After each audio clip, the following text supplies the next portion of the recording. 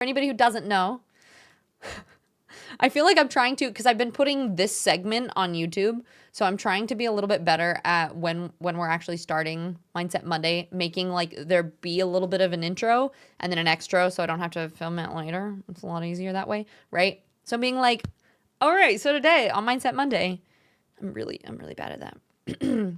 But Mindset Monday, for those of you who don't know, we do a different topic every single week. Last week was, or let's see, the first week we did is how to set goals that you'll actually stick to. We did the power of morning routine. Today we're going to be talking about overcoming the fear of starting, which is kind of ironic since we're going to be starting a new hobby today as well. So we'll be talking about that a little bit. And then next week is going to be why progress beats perfection. And so basically, I bring a topic. I have some questions to ask you guys to kind of chat about if you guys would like to. And then I always like to provide a little bit of some actionable steps. I'm going to try to be a little bit more concise with these, like keep them almost like half an hour long podcasts, right? And so then if you miss this segment, you can always go and listen to it later on YouTube. But I did... The last couple ones that I've been editing, I'm realizing that we kind of ramble on and we talk about it a little bit and then we talk about other things and we try to come back. So I'm going to try to stay on topic and talk about these things for a little bit first. And then we're going to move to the other things that we're going to do for this stream. Ramble? Okay. Me specifically, chat also assists as well. And then just so everyone knows what's coming up to February is going to be about self-love and confidence. So our topics are going to be like importance of self-compassion, building confidence, turning negative self-talk into positive action, and celebrating small wins. So those are going to be our topics in February. So always feel free to tune in at the beginning of stream on Mondays, and we'll be talking about these different little mindset things. So for today, overcoming the fear of starting. The first question that I just wanted to check in with you all and see is there anything that you've been putting off starting? And if so, why? For me, there's been things like I haven't started the chainmail stuff because I felt like I needed to have all of the equipment before I started, like everything that I wanted, when really I've had the kit sitting here. I could have started at any point, right? Or, for example, I've kind of wanted to start doing archery as a hobby, but part of it is a financial thing, like feeling like I have to try to buy it and find the right size and not sure where to go. So, who's all starting chat? Or are we all scared? Oh, Kari. Yeah, is anyone scared to even mention what they're scared to talk about starting in chat? I think there's also the fear of not being very good at it, right? Like that always pops up, but you can't be good at anything until you try it and learn. Essays that are required for my master's program, I've been putting it off too long. Is there any specific reason why? Brock, finishing your leather book, no energy, time, motivation. I feel that. It's always kind of hard to find. I notice that sometimes hobbies give us energy, but starting them and finding the energy to do them can also be challenging, to say the least. Same for me, it's been my recovery period. I've been worried my body's been failing me lately, so I'm just trying to take it step by step. Wait, so do you have something that you want to specifically start for your recovery too, but you just haven't started doing it yet? Ven, I downloaded Lightroom so I can start getting into photo editing, but then the ADHD took over and now I'm doing everything but that. Oh, the ADHD. I think that's a big one that holds me back from starting a lot. Like my brain would be like, yeah, we're doing this, but we're also doing this and this and this and this and this. I feel that. Happily not gonna lie, I'm supposed to see a psych in a couple weeks. And that's terrifying. Been raw dogging this ADHD journey on my own for 20 years. So I guess that's my scared start for 2025. Is it to get diagnosed or just to start seeing somebody for that? Wolfen, hi friend, how's it going? Brock, messing up becomes expensive. This is true. This is true. Well, you just have to be perfect on your first try, right? That's what I tell myself, and then keeps me from starting things. Car, you have a few things that you've started but not continued, like streaming, piano, programming, training. They're the big ones. Is there any of them that you want to keep doing? Because I do think that there's a difference between like being neurospicy and wanting to start something and then just never starting, and starting all of the things and never following through with them. But I don't necessarily think that that's a bad thing either.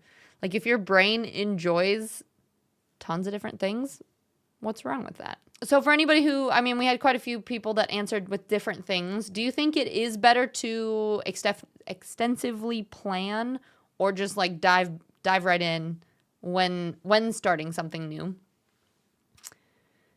Yeah, you are hoping even a small positive baby step is still exactly. Like, I think anything that you learn about yourself in life in general, right? Like, whether it is a new skill or a different way your brain works or a new way of communicating, all of it is just a development of who you are as a person. It's a step in a direction, which is always kind of scary and exciting at the same time. Yeah, Sigma, it's just a setback. Setbacks are comebacks in training. I like that. You think there's merits for both? The issue is that the more I plan, the more perfect it has to be, and then I never do it. So sometimes diving right in can be the better option. Yep, that's me for sure. I'm definitely the perfectionist where it's hard to get it started. Something between, wait, Akari, it's something between the hard to start and energy to start with. I'm not a pro at this, fudge says. I feel that. So I definitely agree with a lot of that, where I think it does depend on what you're doing, right? Like, some things, take the archery, for example, like knowing your draw weight, not just buying a random bow and starting and setting yourself up for failure already. If you're being like, this bow is way too heavy for me to draw, there is some planning that needs to be involved, but also just getting started is a way to hold yourself back from all of that kind of perfectionism, if that makes sense. I'll do a couple, I have a couple tips. So I always kind of like start with just kind of asking you guys little things about the topics themselves. And then I have kind of like my big tips of things that have either helped me in the past or things that I've looked up that I like for that. See, Ven, for me personally, if it's something new, the leap has to be spur of the moment, spontaneous. If I plan too much, I can see variables that can go wrong and can be more likely to psych myself out. Or if I procrastinate, yeah. So once I'm in trial by fire, then I can see what direction I have to go and then adjust and plan from there. Yes, I agree. I definitely agree with that one. Okay, so tips for getting started before we get too off track. So my biggest things are identify whatever it is that you are afraid to start, whether it is going to the gym, starting a new diet, starting a new hobby, starting whatever it is, right? Just identify what that is and maybe start to try to identify whatever that fear is, right? Because, oh God, I hate when I say right that many times and you stop saying it, right? Just realizing that fear is temporary. And a lot of times it comes from a bunch of different areas. There is the fear of failure, fear of rejection, of doing things wrong. Sometimes I think people even fear of doing something well, right? Because if you are successful at something, then that comes with a bunch of other expectations and stuff. There's the fear of the unknown, of just like learning something that you don't know how to do and being scared to be bad at things. There's perfectionism. That's my biggest thing, that I always struggle because things feel like they have to be perfect before I do anything. And don't worry, we're going to be talking about that next week. We're going to be doing progress over perfection. So those are just some of the reasons that I feel like people end up having fear over starting something. And so identifying where that's coming from is important. And then from there, rather than just trying to avoid that, kind of gradually just expose yourself to it. So being like, we're going to start this one goal, and yes, I'm afraid to do it, but we're going to take baby steps and break it down. So starting really small, whether it's you want to start a new hobby, maybe it's you watch some YouTube videos on it first, maybe then you get some of the equipment for it, maybe you try it for 5 minutes or 10 minutes or see how it feels, and you break down what, say, starting this huge task seems really scary and big into smaller, more manageable steps. If that makes sense. I think the other piece of it too is managing expectations. So for me, I want to be good at everything, but realizing that you can't just instantly do everything and be good at it right off the bat, right? There is going to be a certain amount of messing up and learning and stuff when you are learning something new. And working on reframing that to being more positive affirmations. And this is something that I struggle with a lot and I've been trying to work on, is not just telling myself like, oh, well, you're going to suck at this, so it's fine, but being like, you're learning and that is okay. So like reframing these negative thoughts into something that's a little bit more positive. Vinny, you were lurking, so here's my delayed answer. I like to start YouTube streaming on Twitch, and I'm just afraid of failing before I even start. I think the important thing, so like I was saying, like start small, like just try streaming, do a short stream, see what happens, and managing expectations to the fact of like, when I first started streaming, technically there were a lot of streams that were considered a fail. There were so many that I had one viewer or no viewers, and it was about taking every stream and just learning something from it. Danny, you can't be incredible at everything right away, despite what Disney live action remakes tell you. Exactly. Like, you will learn something from everything. And if you think about it in that way, it's not really a failure. It's just a learning experience. Right, Vinny? So if something didn't go well in a stream, or if you totally mess it up and it crashed or didn't even work, you learned what didn't work and how to do it better next time. And there are people that are here to support you as well. So I think that's part of it, is reframing, taking things from being a failure, something that's not going to work well, and instead breaking it down into smaller, more actionable things that you can do. Then from there, it's just accepting that it's okay to fail and that you will learn from those mistakes. Practice self-care, so being really gentle with yourself. So process your thoughts and your feelings about it too. So not just saying, screw it, this is all learning, right? You can still be, oh, I'm sad that stream didn't go as well as I hoped it would. And I'm grateful for the opportunities or for the people that did show up, or whatever it is that you can do to still recognize and honor yourself for putting in that effort. You streamed for 10 minutes. I didn't know I was muted the whole time, so I was talking to myself about Baldur's Gate 3. Big Daddy, I still regularly mute myself and talk for a long time before people let me know that I need to unmute my mic. Shit happens, right? We're all just human. What was that shit Tom Edison said? He didn't fail 99 times to make a light bulb. He just found 99 ways not to make one. Yeah, well, and he made a ton of different inventions, right? Like, there's all the people that are really, really well known for one thing, like the invention of the light bulb. He had, I think that there was, I read something where he had however many inventions beforehand that didn't work before that.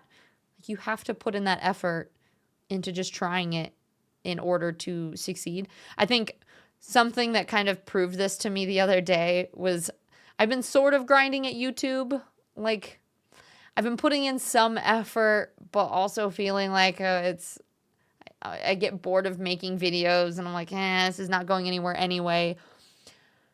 All of my YouTube videos get maybe 100 views, right? Like, they're not great. And the other day when we did the reaction to the Noxus trailer on stream, totally random. I was just, oh, okay, I'll just do this reaction. I'll clip that part from my stream and I'll throw that up on YouTube. I did that, and I haven't checked it recently, but it's had over like 17K views. And I got like 1,500 hours of watch time and almost 100 followers from that one video alone. And so that was that wake-up call for me of, this was such like a half-ass video too. Like, it wasn't even something that I spent time editing. I think I did 5 minutes of it just to clip it out of the VOD and then throw it up. And it ended up, going viral on its own. And so that was my big like aha moment of, things don't have to be perfect. Sometimes you just have to put stuff out there And even the things, yeah, it's at 18K now. See, even things that you don't think are going to work well somehow do. And it's, I think, holding yourself back because you're just afraid of what the outcome is. Life is about experimenting. So why not try new things? And sometimes there's a bit of, yeah, sometimes there's luck involved. Sometimes it's learning skills, sometimes it's luck. It's a matter of just putting yourself out there. There's another thing too.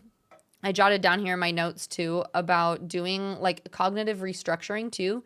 So a lot of times I think people will have these negative thoughts like, I'll never be successful, or I won't be a good streamer, or something like that, right? And you can challenge yourself by asking, like, is this thought actually true?